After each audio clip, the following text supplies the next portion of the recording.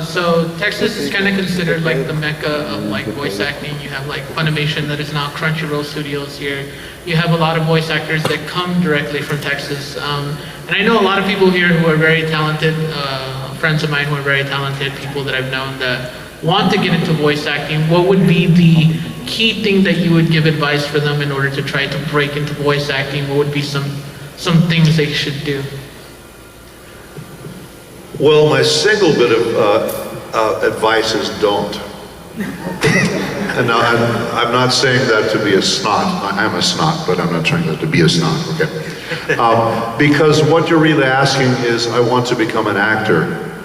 And my advice to anyone is don't do that. It's a thankless, cold business, and voice acting is acting. A lot of people think, well, I just want to be a voice actor. I don't want to go through all that other stuff, okay? One reason that I and Steve Bloom and Steve Kramer and Mary Elizabeth McGlynn and Wendy Lee and all of us can do these things is because we have a background as trained actors. You do not walk into a room, stand in front of a microphone and suddenly be able to do this wonderfully. You need to be grounded as an actor. You need the training, you need the time, and you need the years. I've done Shakespeare. I sang for 4 years in the San Diego Opera Company. I've done tons of improv. Handled probably 23 languages. Again, as a linguist and all that other stuff, it helps.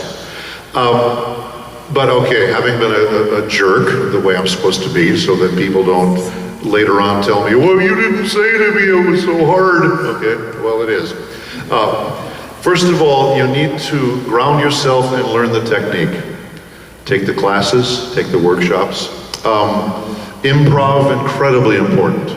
But any chance you have to get on stage and perform, do it. There is no replacement for that. Having a theater background is essential. Now, I do know actors who have never been on a stage before and, you know, quote unquote, grew up as film and TV actors. Two of us, two of us, two of us, two of us, two of us, two of us. So the important thing there is that you create that grounding. You have the craft within you. Someone comes to me and they have a role, I need to step into there, and I need to bring the human being. I need to bring the emotion. I need to be able to do what the character is going to do on stage. It's probably about 3 years, I think a little before the pandemic, where I was playing a character in a Netflix series who's a master mathematician. The kind of brilliant guy that actually created a digit, a new digit for arithmetic. And over the course of the story, he is slowly losing his faculties. He's becoming demented. And at one point starts to cry. And you start to see this brilliant man slowly fall apart over the story. Now, you don't just step in front of a microphone and say, I can do this. No, you need to bring the guts, you need to bring the heart, you need to bring the soul. And you aren't going to be able to utilize the things that I just listed for you unless you have the craft for it. So if you have the speech technique and all that. Now, having said that, if you need to act, you will. It is a need. If you just want to, like if people say, hey, voiceover sounds like fun, why don't I try it, you know? 96% of people that set out give up, and for good reason. It's one of the most difficult styles of acting that you can possibly imagine. You have to do so much, and you're alone in a room with a microphone in front of you. And somebody says, all right, your character has not seen his brother for 25 years because of a family argument. This is the first time you're together, and you're both going to cry your eyes out. Guess who has to cry his eyes out in the booth by himself in front of a microphone?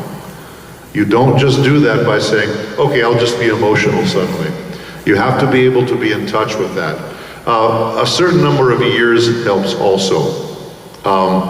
Given my time on this earth and the things I've gone through, I have a lot to draw upon, all right? So I can bring that too. That doesn't mean somebody young can't do this sort of thing, but having that life experience, having the mileage, you might say, on you helps a lot. If that is your goal, if you really do want to break in and be the voice actor, be the actor first. Then the bad news is you probably can't do voiceover acting.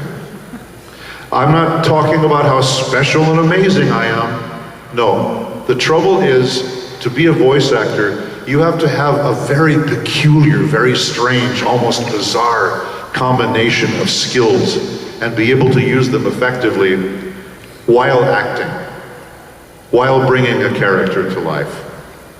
I was mentioning to somebody earlier, I will go into a session and I do sometimes I have to speak a different language. I'm still bringing in the human being, okay? The human being who in this case speaks French or Zulu, which is a language I've used. These are all things you need to bring as a crafted actor, and then you put those on top of them. But again, if you need to do it, you will. I can't not do it. It would break my heart if I just stopped. So as rough as things have been over my life and my career, I've always hung on to the need to do that. And the important thing to find out with anything you do in your life, if it feeds your heart and feeds your spirit and feeds your soul, then it's good for you. If it doesn't do those things, that's where you burn out. But yeah, I can't stop. One of my friends, my Shakespearean friend, said it beautifully. It's a sickness. And you're down with it. And you're down. We got another question from the audience? Go ahead.